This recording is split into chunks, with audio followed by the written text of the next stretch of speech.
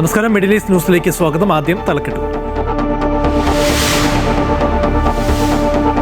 മാസപ്പിറവി കണ്ടതിന് പിന്നാലെ കുവൈറ്റിലെ പള്ളികളിൽ വിശ്വാസികളുടെ ഒഴുക്ക്. സ്ത്രീകൾക്കായി പ്രത്യേക സൗകര്യങ്ങളും ഇടങ്ങളും. വിശ്വാസികൾ പള്ളികളിലേക്ക് പ്രവേശിക്കുന്നതും തിരിച്ചു പോകുന്നതും സുഗമമാക്കാൻ പ്രത്യേക ക്രമീകരണങ്ങൾ. ഒമാനിലും കേരളത്തിലും റംസാൻ വ്രതാരംഭം നാളെ മുതൽ.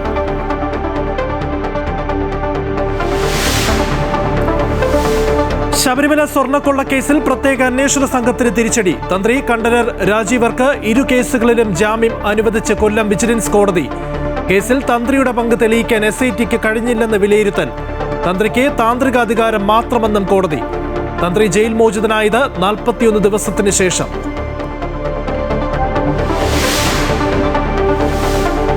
നവകേരള സർവേ റദ്ദാക്കിയ ഹൈക്കോടതി ഉത്തരവിനെതിരെ സുപ്രീം കോടതിയിൽ അപ്പീൽ സമർപ്പിച്ച് സംസ്ഥാന സർക്കാർ. വിധിയിൽ പൊരുത്തക്കേടുകളുണ്ടെന്ന് സർക്കാർ. ഭിന്നശേഷി അധ്യാപക സംവരണ കാര്യത്തിൽ നിർണായക നീക്കവുമായി സംസ്ഥാന സർക്കാർ. NSS മാനേജ്മെന്റിന് അനുകൂലമായ സുപ്രീം കോടതി വിധി മറ്റു മാനേജ്മെന്റുകൾക്കും ബാധകമാക്കും. സ്വാഗതം ചെയ്ത് ക്രൈസ്തവ സഭകൾ.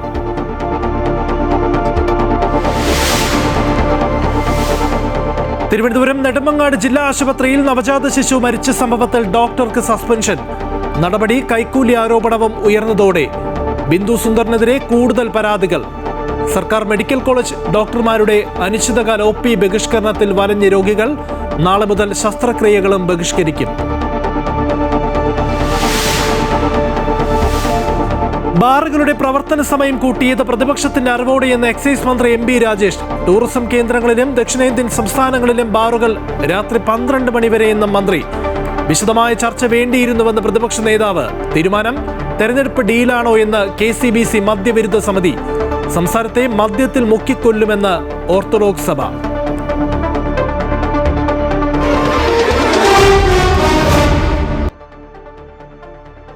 വിശദമായ വാർത്തകൾ നോക്കാം. ശബരിമല സ്വർണ്ണക്കൊള്ള കേസിൽ പ്രത്യേക അന്വേഷണ സംഘത്തിന് തിരിച്ചടി. കേസിലെ പ്രതി തന്ത്രി കണ്ഠരർ രാജീവർക്ക് ഇരു കേസുകളിലും ജാമ്യം അനുവദിച്ചു. കേസിൽ തന്ത്രിയുടെ പങ്ക് തെളിയിക്കാൻ SITക്ക് കഴിഞ്ഞിട്ടില്ല എന്നാണ് വിലയിരുത്തൽ. അതേസമയം കേസിലെ മറ്റൊരു പ്രതി പത്മകുമാർ സമർപ്പിച്ച ജാമ്യ ഹർജി കോടതി നാളെ പരിഗണിക്കും. ശബരിമല സ്വർണ്ണക്കൊള്ള കേസിൽ ജയിൽ മോചിതനാകുന്ന 6ാമത്തെ ആളാണ് തന്ത്രി കണ്ഠരർ രാജീവർ. 2026 ജനുവരി 9 അറസ്റ്റിലായ തന്ത്രിക്ക് കൊല്ലം വിജിലൻസ് കോടതിയാണ് ഇരു കേസുകളിലും ജാമ്യം അനുവദിച്ചത്. ഭരണപരമായ കാര്യങ്ങളിലല്ല, ആചാരപരമായ കാര്യങ്ങളിൽ മാത്രമാണ് തന്ത്രിക്ക് പങ്ക് എന്നതായിരുന്നു തന്ത്രിയുടെ വാദം. സ്വർണ്ണക്കൊള്ളയിൽ തന്ത്രിയുടെ പങ്ക് സംബന്ധിച്ച തെളിവുകൾ ഹാജരാക്കുന്നതിൽ പ്രത്യേക അന്വേഷണ സംഘവും പരാജയപ്പെട്ടു. ഇതൊക്കെ പരിഗണിച്ചാണ് തന്ത്രിയുടെ ജാമ്യം. തന്ത്രിയുടെയും കുടുംബത്തിൻ്റെയും ബാങ്ക് നിക്ഷേപരേഖകളും പോറ്റിയുമായുള്ള ബന്ധം സംബന്ധിച്ച വിവരങ്ങളും SIT കോടതിയിൽ സമർപ്പിച്ചുവെങ്കിലും ജാമ്യം ലഭിക്കുന്നത് തടയാനായില്ല. കർശന ഉപാധികളോടെയാണ് തന്ത്രിയുടെ ജാമ്യം. കേസിലെ മറ്റൊരു പ്രതി ദേവസ്വം മുൻ പ്രസിഡന്റ് A പത്മകുമാർ കട്ടളപ്പാളി കേസിൽ സ്വാഭാവിക ജാമ്യം തേടി സമർപ്പിച്ച ജാമ്യഹർജി നാളെ പരിഗണിക്കും. ആരോഗ്യ പ്രശ്നങ്ങൾ ചൂണ്ടിക്കാട്ടി KP ശങ്കർദാസ് സമർപ്പിച്ച ജാമ്യഹർജിയിൽ 23-ന് വാദം കേൾക്കും. കേസിൽ SIT പ്രാഥമിക കുറ്റപത്രം പോലും സമർപ്പിക്കാത്തതിനാൽ റിമാൻഡ് പൂർത്തിയാക്കുന്ന പ്രതികൾക്ക് സ്വാഭാവിക ജാമ്യം അനുവദിക്കാനാണ് സാധ്യത. അമൃത ന്യൂസ്, കൊല്ലം. ശബരിമല സ്വർണ്ണക്കൊള്ളയിലെ മുഖ്യപ്രതി ഉണ്ണികൃഷ്ണൻ പോറ്റിയുടെ തട്ടിപ്പിനെ കുറിച്ച് അറിയില്ലായിരുന്നുവെന്ന് നടൻ ജയറാം. പോറ്റിയുമായി നല്ല ബന്ധമാണ് ഉണ്ടായിരുന്നത് എങ്കിലും സാമ്പത്തിക ഇടപാടുകൾ ഒന്നും ഉണ്ടായിരുന്നില്ല എന്ന് ജയറാം എൻഫോഴ്സ്മെന്റ് ഡയറക്ടറേറ്റിന് മൊഴി നൽകി. അതേസമയം മൊഴി പരിശോധിച്ച ശേഷം ആവശ്യമെങ്കിൽ ജയറാമിനെ വീണ്ടും വിളിച്ചു വരുത്തും. ശബരിമല സ്വർണ്ണക്കൊള്ള കേസുമായി ബന്ധപ്പെട്ട പ്രത്യേക അന്വേഷണ സംഘത്തിനും എൻഫോഴ്സ്മെന്റ് ഡയറക്ടറേറ്റിനുമാണ് നടൻ ജയറാം വിശദമായ മൊഴി നൽകിയിട്ടുള്ളത്. SITയോട് പറഞ്ഞ അതേ കാര്യങ്ങൾ തന്നെയാണ് എൻഫോഴ്സ്മെന്റ് ഡയറക്ടറേറ്റിനോടും ജയറാം വെളിപ്പെടുത്തിയത്. ഉണ്ണികൃഷ്ണൻ പോറ്റിയുമായി നല്ല ബന്ധമാണ് ഉണ്ടായിരുന്നത്. അത് തുടങ്ങിയത് ശബരിമലയിൽ നിന്നാണ്. എന്നാൽ അദ്ദേഹവുമായി യാതൊരു തരത്തിലുള്ള സാമ്പത്തിക ഇടപാടുകളും ഉണ്ടായിരുന്നില്ലെന്ന് ജയറാം ED ഉദ്യോഗസ്ഥരെ അറിയിച്ചു. ശബരിമല വിശ്വാസി എന്ന നിലയിൽ പല ചടങ്ങുകളിലും പങ്കെടുത്തിട്ടുണ്ട്. സ്വർണ്ണപ്പാളികൾ വീട്ടിലെത്തിച്ച് പൂജ നടത്തിയതും വിശ്വാസി എന്ന നിലയിൽ മാത്രമാണ്. ഇതിന് ഉണ്ണികൃഷ്ണൻ പോറ്റിക്ക് ദക്ഷിണയും നൽകി. പൂജയുടെ ഫോട്ടോകളും മറ്റും ഉദ്യോഗസ്ഥർക്ക് ജയറാം കൈമാറിയിട്ടുണ്ട്. പാളികൾ വീട്ടിൽ കൊണ്ടുവന്ന് പൂജ ചെയ്താൽ ഐശ്വര്യം വരുമെന്ന് പറഞ്ഞതിന്റെ അടിസ്ഥാനത്തിലാണ് ചടങ്ങ് നടത്തിയതെന്ന് ജയറാം വ്യക്തമാക്കിയിരുന്നു. ജയറാമിന്റെ ചെന്നൈയിലെ വീട്ടിൽ വെച്ചായിരുന്നു ഉണ്ണികൃഷ്ണൻ പോറ്റിയുടെ നേതൃത്വത്തിൽ പൂജ നടന്നത്. അതേസമയം മൊഴികൾ വിശദമായി പരിശോധിച്ച ശേഷം തുടർ നടപടികൾ സ്വീകരിക്കാനാണ് ED ഉദ്ദേശിക്കുന്നത്. ആവശ്യമെങ്കിൽ ജയറാമിനെ വ്യക്തതക്കായി വീണ്ടും വിളിച്ചു വരുത്തും. മുരാരി ബാബുവും ജയശ്രീയും ശ്രീകുമാറും കൽപേഷും എല്ലാം നൽകിയ മൊഴികൾ കൂടി വിലയിരുത്തിയ ശേഷം മറ്റാളുകളെ ഏതൊക്കെ ഘട്ടങ്ങളിൽ വിളിച്ചു വരുത്തണമെന്ന കാര്യത്തിൽ ED തീരുമാനമെടുക്കും.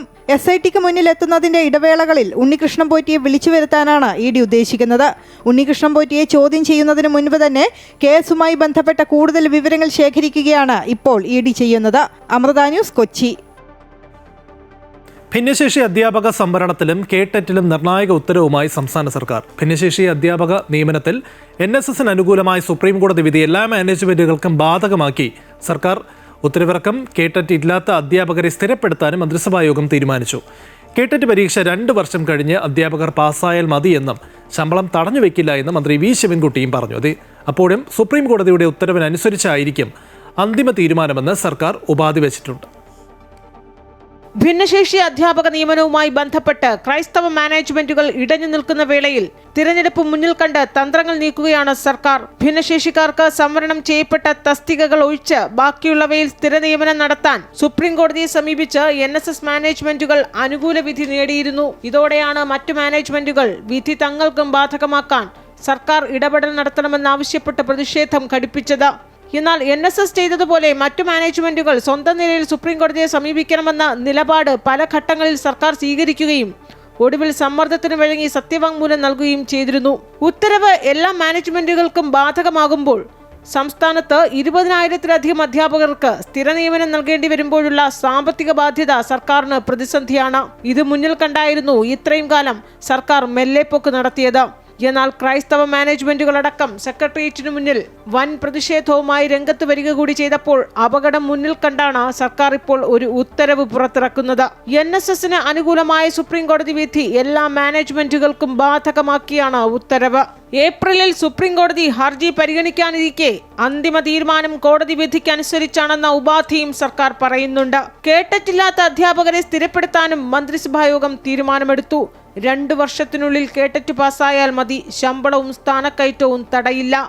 ഇത് 20,000-ഓളം അധ്യാപകരുടെയും അവരുടെ കുടുംബങ്ങളെയും ബാധിക്കുന്ന വിഷയമായി മാറി.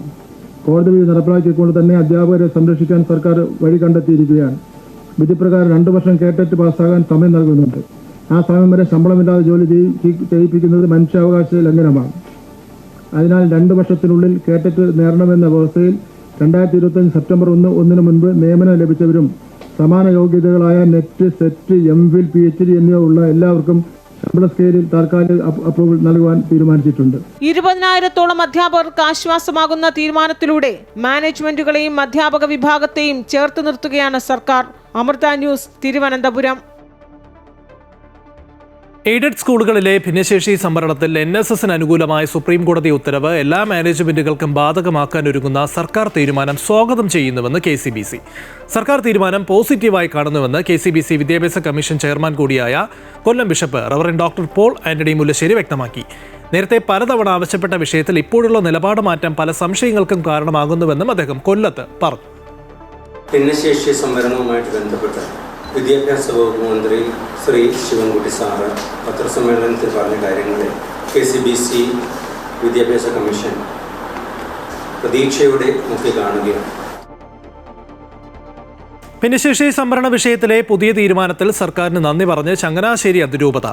വൈകിയാണെങ്കിലും അനുഭാവപൂർണ്ണമായി തീരുമാനമുണ്ടായതിൽ സർക്കാരിനും മുഖ്യമന്ത്രിക്കും നന്ദി പറയുന്നുവെന്ന് ആർച്ച് ബിഷപ്പ് മാർ തോമസ് തറയിൽ പറഞ്ഞു. NSSന് ലഭിച്ച വിധിയുടെ ആനുകൂല്യം സർക്കാർ ഉത്തരവിലൂടെ മറ്റു മാനേജ്മെന്റുകൾക്കും നൽകാവുന്നതായിരുന്നു. ഇപ്പോഴെങ്കിലും തീരുമാനമുണ്ടായതിൽ ആശ്വാസമുണ്ട്.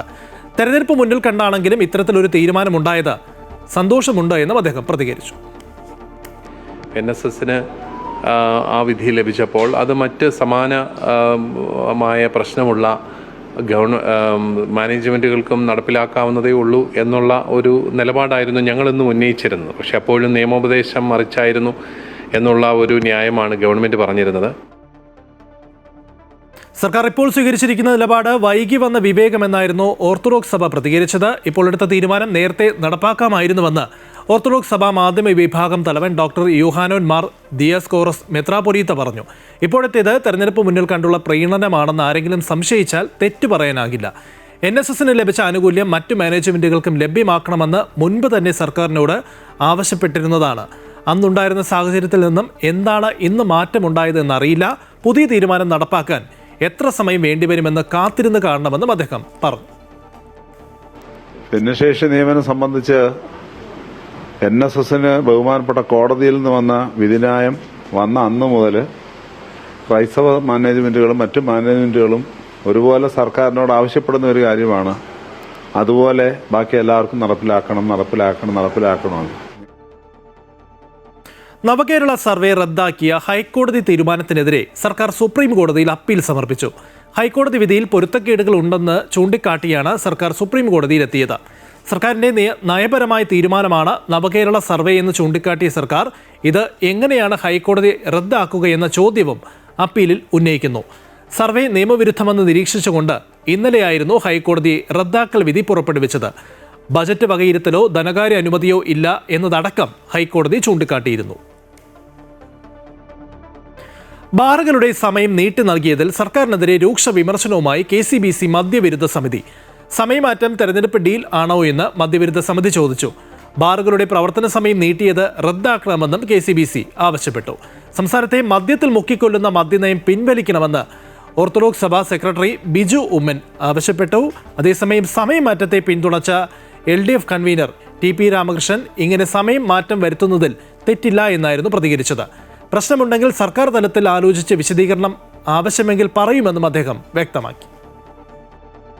LDF സർക്കാർ അധികാരത്തിൽ വന്നതിന് ശേഷം മദ്യനയത്തിലും മദ്യമേഖലയിലും കാര്യമായ മാറ്റങ്ങളും ഇടപെടലുകളും ഉണ്ടായിട്ടുണ്ട്. ബാറുകളുടെ എണ്ണത്തിലുണ്ടായ വർധനവ് അതിൽ പ്രധാനപ്പെട്ടതാണ്. അതിന് പിന്നാലെയാണ് ഇപ്പോൾ സമയം നീട്ടിക്കൊണ്ടുള്ള ഉത്തരവും പുറത്തിറങ്ങിയിരിക്കുന്നത്. ഇതിനെതിരെ രൂക്ഷമായ വിമർശനമാണ് സഭാ നേതൃത്വങ്ങൾ മുന്നോട്ട് വയ്ക്കുന്നത്. ബാറുകളുടെ സമയം നീട്ടി നൽകിയത് തിരഞ്ഞെടുപ്പ് ഡീലാണോ എന്ന് KCBC മദ്യവിരുദ്ധ സമിതി ചോദിച്ചു. ബാറുകളുടെ പ്രവർത്തന സമയം നീട്ടിയത് റദ്ദാക്കണമെന്നും KCBC ആവശ്യപ്പെട്ടു.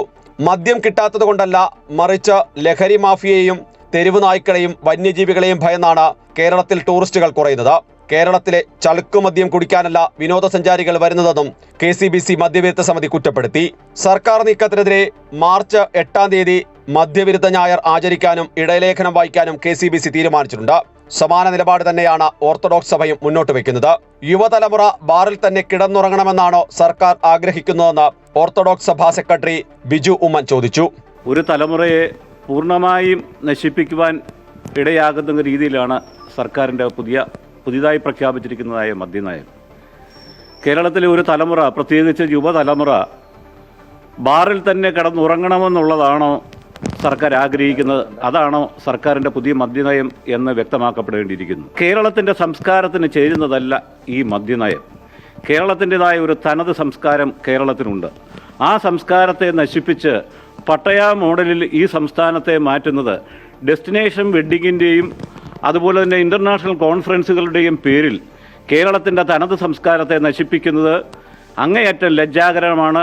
അതേസമയം സർക്കാർ തീരുമാനത്തെ പിന്തുണച്ച LDF കൺവീനർ TP രാമകൃഷ്ണൻ മദ്യനയം നേരത്തെ തീരുമാനിച്ചതാണെന്നും പൊതുനിലപാട് സ്വീകരിച്ചു കഴിഞ്ഞാൽ ബന്ധപ്പെട്ട വകുപ്പുകൾക്ക് തീരുമാനമെടുക്കാൻ അധികാരമുണ്ടെന്നും പറഞ്ഞു. ഇങ്ങനെ ഒരു മാറ്റം വരുത്തുന്നതിൽ തെറ്റില്ല എന്നുള്ളതാണ് എൻ്റെ അഭിപ്രായം. ബാർ സംഘടനകൾ ആവശ്യപ്പെട്ടത് എൻ്റെ അടിസ്ഥാനത്തിലല്ല. ബാർ സംഘടനകൾ നിരവധി ആവശ്യങ്ങൾ ഉന്നയിച്ചിട്ടില്ലേ, അതെല്ലാ കാലത്തും ഉന്നയിച്ചിട്ടുണ്ട്. ആ ഉന്നയിച്ച ആവശ്യങ്ങൾ ചില സമയത്ത് ഉണ്ടായേക്കാം. കേരളത്തിൽ സഞ്ചാരികളുടെ എണ്ണം വർദ്ധിച്ചുകൊണ്ടിരിക്കുകയാണ്. അത് ദൈനംദിനമെന്നോണം വർദ്ധിച്ചുകൊണ്ടിരിക്കുന്നുണ്ട്. അപ്പോൾ അത്തരം ഒരു സാഹചര്യത്തിൽ ഇതുപോലുള്ള ചില സൗകര്യങ്ങൾ കേരളത്തിൽ ഉണ്ടാവുക എന്നുള്ളത് ആവശ്യമാണ്. നേരത്തെ തന്നെ ടൂറിസ്റ്റ് കേന്ദ്രങ്ങളിൽ ഇത്തരം ചില സൗകര്യങ്ങൾ പ്രത്യേകമായി അനുവദിച്ചത് ഈ കാര്യങ്ങൾ കൂടി പരിഗണിച്ചുകൊണ്ടാണ്. കൂടുതൽ വിശദീകരണം വേണമെങ്കിൽ LDF കൂടിയാലോചിച്ച ശേഷം പറയുമെന്ന് LDF കൺവീനർ പറയുമ്പോൾ പുതിയ തീരുമാനം പൂർണ്ണമായും LDF ചർച്ച ചെയ്തിരുന്നോ എന്ന സംശയവും ഉയരുന്നുണ്ട്. ഏതായാലും നിയമസഭാ തിരഞ്ഞെടുപ്പ് പടിവാതിക്കൽ എത്തി നിൽക്കുമ്പോൾ സർക്കാർ എടുത്ത നിലപാട് എന്തിന്റെ പേരിലായാലും വലിയ വിമർശനങ്ങൾക്കും പ്രതിഷേധങ്ങൾക്കും വരും ദിവസങ്ങളിലും കാരണമാകും. കോട്ടയം ബ്യൂറോയ്ക്കൊപ്പം അമൃത ന്യൂസ്, കൊച്ചി. ബാറുകളുടെ സമയം കൂട്ടിയ നടപടിയിൽ വിശദമായ ചർച്ച വേണ്ടിയിരുന്നുവെന്ന് പ്രതിപക്ഷ നേതാവ് VD സതീശൻ പ്രതികരിച്ചു. ദൗർഭാഗ്യവശാൽ തെരഞ്ഞെടുപ്പ് സമയത്ത് ഇത്തരത്തിൽ ഒരു തീരുമാനം എടുത്തുവെന്നും അദ്ദേഹം പറഞ്ഞു. ഒരു തീരുമാനം തെരഞ്ഞെടുപ്പിന്റെ സായാഹ്നത്തിൽ എടുക്കുമ്പോൾ തീർച്ചയായും അതിൻ്റെ അകത്ത് ദുരൂഹത ആരോപിക്കപ്പെടും. അപ്പോൾ അതുകൊണ്ട് വളരെ ഗൗരവതരമായി ഒരു ചർച്ചയ്ക്ക് ശേഷമായിരുന്നു ഈ തീരുമാനം എടുക്കേണ്ടത്. ദൗർഭാഗ്യവശാൽ പെട്ടെന്നാണ്, ഇലക്ഷൻ്റെ സാഹചര്യത്തിലാണ് ഈ തീരുമാനം എടുക്കുന്നത്. ബാറുകളുടെ സമയമാറ്റത്തിൽ വിശദീകരണവുമായി എക്സൈസ് മന്ത്രി MP രാജേഷ്. സമയം ദീർഘിപ്പിച്ചു എന്നത് ശരിയല്ല. ടൂറിസം കേന്ദ്രങ്ങളിലെ സമയക്രമം എല്ലായിടത്തും ബാധകമാക്കുകയാണ് ചെയ്തത്. അതേസമയം മിന്നൽ വേഗത്തിലാണ് ഫയൽ നടപടികൾ പൂർത്തീകരിച്ചെന്ന പ്രതിപക്ഷത്തിന്റെ ആരോപണത്തെ മന്ത്രി തള്ളി. ടൂറിസം ഡെസ്റ്റിനേഷനുകളിൽ നിലനിൽക്കുന്ന സമയം മറ്റുള്ളവർക്ക് കൂടി ബാധകമാക്കിയത് പുതിയൊരു തീരുമാനം എടുക്കുകയല്ല ചെയ്തത്. ഇത് മറ്റ് സംസ്ഥാനങ്ങൾ, കേരളത്തിന് സമാനമായ മറ്റ് ദക്ഷിണേന്ത്യൻ സംസ്ഥാനങ്ങളുടെ എല്ലാ സ്ഥിതി കൂടി പരിശോധിച്ചിട്ടാണ് ഇത്തരമൊരു തീരുമാനമെടുത്തത്. വിശ്വാസി സമൂഹത്തിന് ഇനി ഒരു മാസക്കാലം പ്രാർത്ഥനയുടെയും വ്രതശുദ്ധിയുടെയും നാളുകളാണ്. പള്ളികളും വീടുകളും ആരാധനകളാൽ മുഖരിതമാകും.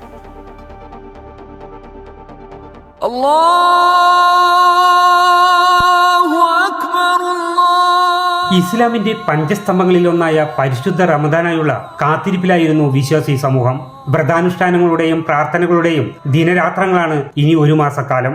പകൽ അന്നപാനീയങ്ങൾ വെടിഞ്ഞ് സർവ്വവും നാഥനിൽ അർപ്പിച്ച് പ്രാർത്ഥനയിലാകും വിശ്വാസികൾ. പുണ്യങ്ങളുടെ പൂക്കാലമായി കരുതുന്ന റംദാനിലാണ് ഇസ്ലാമിക ചരിത്രത്തിലെ പല സുപ്രധാന സംഭവങ്ങളും അരങ്ങേറിയത്. മാനവരാശിക്കായി വിശുദ്ധ ഖുർആൻ അവതരിച്ചത് ഈ പുണ്യമാസത്തിലാണെന്നാണ് വിശ്വാസം.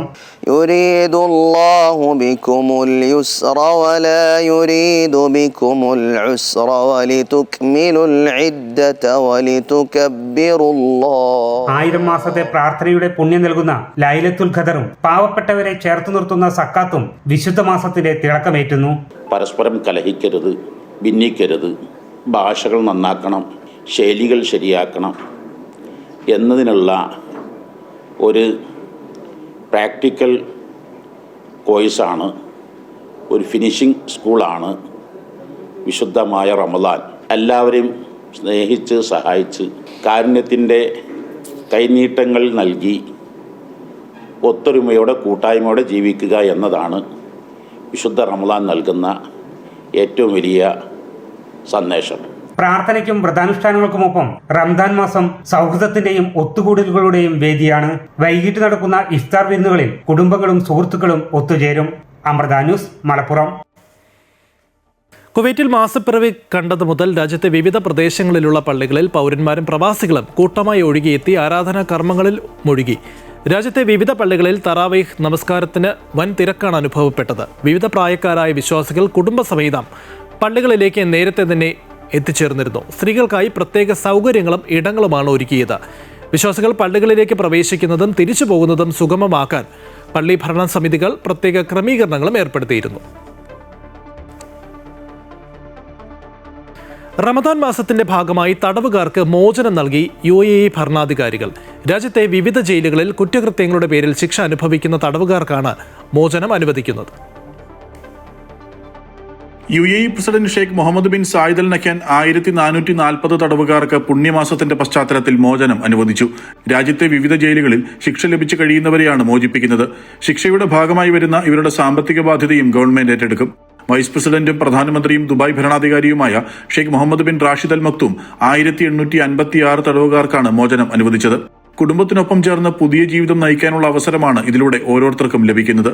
UAE സുപ്രീം കൗൺസിൽ അംഗവും ഷാർജ ഭരണാധികാരിയുമായ Sheikh doctor Sultan bin Mohammed Al ഖാസ്മിയും ശിക്ഷ വിധിക്കപ്പെട്ട ജയിലുകളിൽ കഴിയുന്ന 738 പേർക്ക് മോചനം അനുവദിച്ചു. അജ്മാൻ ഭരണാധികാരി Sheikh Humaid bin Rashid Al Nuaimi 134 തടവുകാർക്കാണ് മോചനം അനുവദിച്ചത്. UAE സുപ്രീം കൗൺസിൽ അംഗവും റാസൽ ഖൈമ ഭരണാധികാരിയുമായ Sheikh Saud bin Saqr Al Qasimi 407 തടവുകാർക്കും റമദാന്റെ ഭാഗമായി മോചനം അനുവദിച്ചു. Amrita news, Dubai. പുണ്യ റമദാനിൽ സൗദിയിലെ ഉപഭോക്താക്കൾക്കായി ഒട്ടനവധി ഓഫറുകളുമായി Al Wafa market. Ramadan rewards എന്ന പേരിൽ വ്രതകാലത്ത് അവശ്യ വസ്തുക്കൾക്ക് 50% വിലക്കുറവ് നൽകുന്ന പദ്ധതി ഏറെ ഗുണകരമെന്ന് മാനേജ്മെന്റ് വ്യക്തമാക്കി. അൽ വഫ ഹൈപ്പർ മാർക്കറ്റ് പുറത്തിറക്കിയ സ്പെഷ്യൽ ഗിഫ്റ്റ് കാർഡുകൾ സൗദിയിലെ എല്ലാ അൽ വഫ ഹൈപ്പർ മാർക്കറ്റിലും ലഭിക്കുമെന്നും റംസാൻ മാസത്തിലെ ഏറ്റവും പുണ്യമാക്കപ്പെട്ട സപ്പോർട്ടിംഗ് അതേഴ്സ് എന്നത് മുൻനിർത്തി 50 റിയാൽ മുതൽ 500 റിയാൽ വരെയുള്ള ഗിഫ്റ്റ് കാർഡുകൾ വഫയുടെ എല്ലാ സ്റ്റോറിലും ലഭ്യമാണെന്ന് മാനേജ്മെന്റ് പറഞ്ഞു. From any branch of Hyper Alpha all over the kingdom, any branch നിന്ന് നമുക്ക് അവർക്ക് വേണ്ട എന്ത് സാധനങ്ങളും എസെൻഷ്യൽ ആയിട്ടുള്ളതോ അല്ലെങ്കിൽ what ever they want they can purchase അതിനുള്ള ഒരു ഓപ്ഷനും കൂടെ ഈ റമദാൻ മാസത്തിൽ സ്പെഷ്യൽ ആയിട്ട് ഞങ്ങൾ ആ ഒരു കാർഡിന്റെ ഒരു പ്രൊമോഷനും കൂടെ ഇപ്പൊ നടക്കുന്നുണ്ട്. റംസാൻ 1 മുതൽ 30 വരെ നീണ്ടു നിൽക്കുന്ന റംസാൻ റിവാർഡിന്റെ ഭാഗമായി ഫ്രഷ് ഐറ്റംസ്, ഇലക്ട്രോണിക്സ് തുടങ്ങി എല്ലാ കാറ്റഗറിയിൽ നിന്നും നല്ല വിലക്കുറവുണ്ടായിരിക്കുമെന്ന് മാനേജ്മെന്റ് വ്യക്തമാക്കി. റെഗുലർ കസ്റ്റമേഴ്സിന് നല്ല ബെനിഫിറ്റ് കിട്ടും. അവരെ സംബന്ധിച്ചിടത്തോളം അവരെ ഒരു ഫാമിലി മെമ്പറെ പോലെ നമ്മൾ കാണാൻ പറ്റും. അവർക്ക് ഏത് സമയത്തും അപ്രോച്ച് ചെയ്യാൻ പറ്റിയ രീതിയിലുള്ള പ്രൊമോഷൻസ് ആയിരിക്കും. ഇഫ്താർ കോംബോ, റംദാൻ കോംബോ തുടങ്ങി ഒട്ടനവധി പ്രൊമോഷനുകളും ഈ പുണ്യമാസത്തിൽ വഫ ഒരുക്കിയിട്ടുണ്ട്. Wafa chief marketing head Fahad Mayyon, chief procurement head Abdul Nasar, cluster manager Riyas എന്നിവർ വാർത്താ സമ്മേളനത്തിൽ പങ്കെടുത്തു. സുൽഫിഖ്റോദായ്, അമൃത ന്യൂസ്, ജിദ്ദ.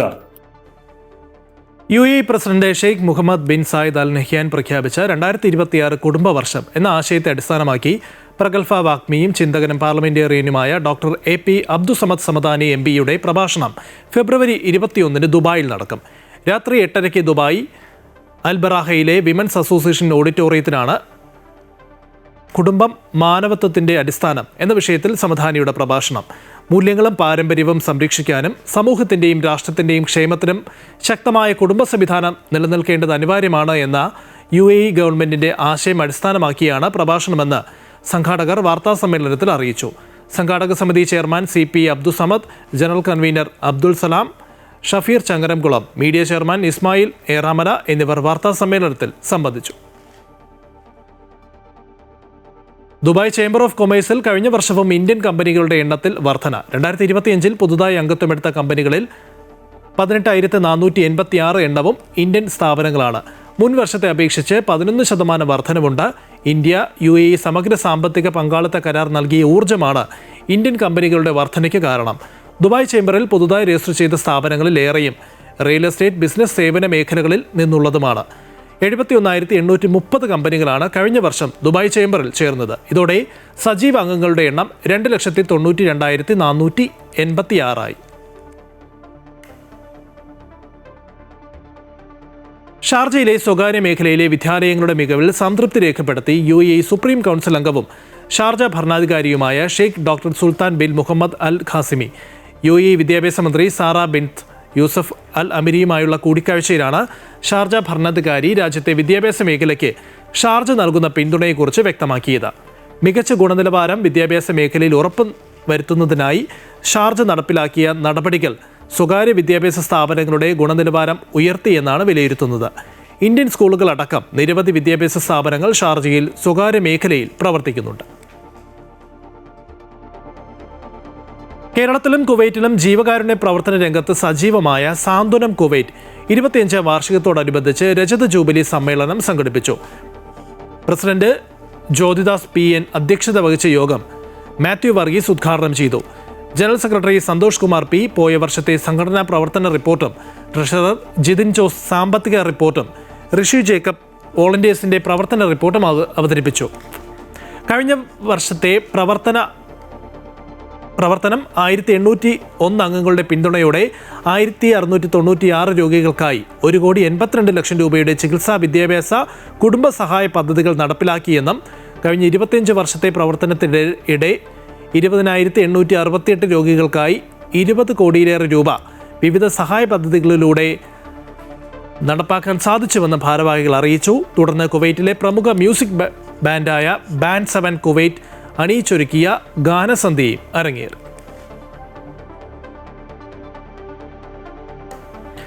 നെടുമങ്ങാട് ജില്ലാ ആശുപത്രിയിൽ പ്രസവ ശസ്ത്രക്രിയയെ തുടർന്ന് കുട്ടി മരിച്ച സംഭവത്തിൽ ഡോക്ടറെ ആരോഗ്യവകുപ്പ് സസ്പെൻഡ് ചെയ്തു.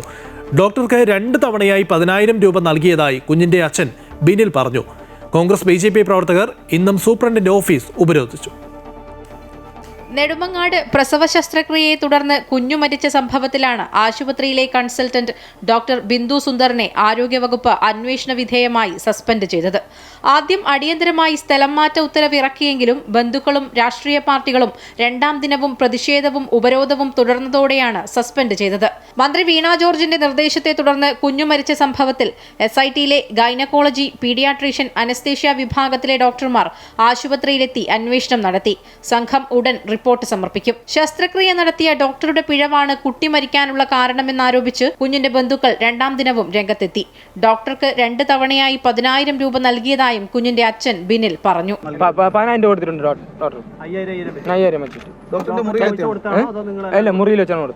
ആരോപണ വിധേയയായ ഡോക്ടറെ സസ്പെൻഡ് ചെയ്യണമെന്നാവശ്യപ്പെട്ട് ശക്തമായ പ്രതിഷേധമാണ് ഇന്ന് ഉയർന്നത്. ബന്ധുക്കൾക്ക് പിന്തുണയുമായി കോൺഗ്രസ് BJP പ്രവർത്തകരും എത്തി.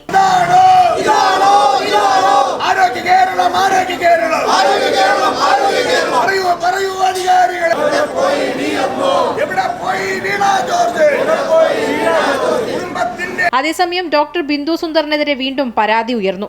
കഴിഞ്ഞ മാസം പ്രസവത്തിനെത്തിയ യുവതിക്ക് വേദന വന്നിട്ടും തിരിഞ്ഞുപോലും നോക്കിയില്ലെന്ന് ഭർത്താവ് സൽമാൻ പറഞ്ഞു. സൂപ്രണ്ടിന് പരാതി നൽകിയെങ്കിലും ഒരു നടപടിയും സ്വീകരിച്ചില്ലെന്നും സൽമാൻ ആരോപിച്ചു. പരാതി മെഡിക്കൽ സൂപ്രണ്ടിന് നൽകിയായിരുന്നു. മറ്റു പരാതികൾ ഞാൻ തയ്യാറാക്കിയെങ്കിലും ഞാൻ അന്ന് കൊടുത്തില്ലായിരുന്നു. കാര്യം ഇതിനൊരു നടപടി വരട്ടെ, എന്നിട്ട് മറ്റു മുകളിലോട്ട് പോകാമെന്നുള്ളൊരു തീരുമാനത്തിലായിരുന്നു.